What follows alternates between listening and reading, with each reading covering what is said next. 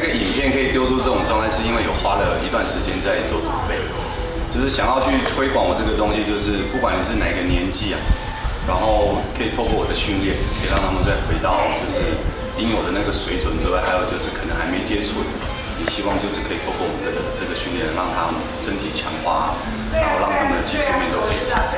对啊，然后就是我们这方面的训练是还蛮充足，所以我可以借由这个时候，然后来去推广东西，去帮忙，然后顺便去推广，然后回馈。哦，因为那这退下来的时候，我基本上都在休养跟思考我应该要怎么做再出来。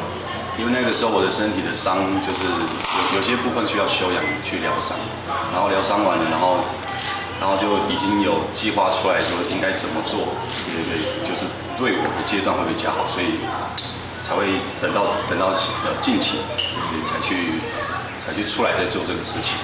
我虽然说退下来，但是我的就是我们还是会一直在维持着，对，丢球的一些状态，甚至都还是会继续看比赛，这没有完全放下。对啊，基本的一些身体的体能都还是有维持着，只是说近期的这半年是因为是透过比较精密的一些训练，然后才调整出来。透过这个训练，会有可能想要再回去，比如说像美职或者是澳职挑战的机会吗？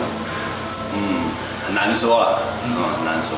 对啊，有机会的话，对，如果调整起来的话，很难说。只是近期还是希望可以把它，就是专心在台湾去帮助这些学员。超 Sports， 我们的公司之后也会叫超师博，对，超 Sports 会是我们的主要的那个名称。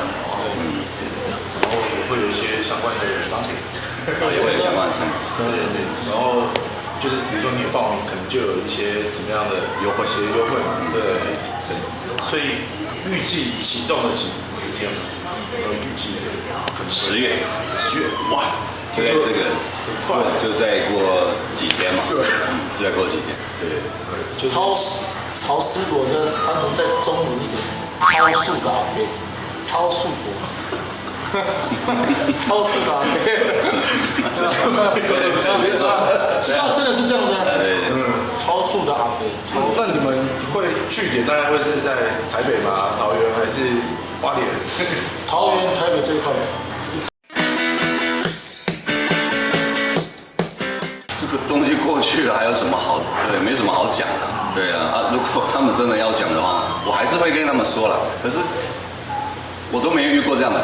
对，顶多也可能就是在我们的背后键盘而已嘛。对啊，但是面对面的时候，我都还没遇过这样子。我想要去问这些东西，所以都还算客气。没有，其实我觉得，其实我们人蛮好的啊，他们也不会想要对我们怎么样。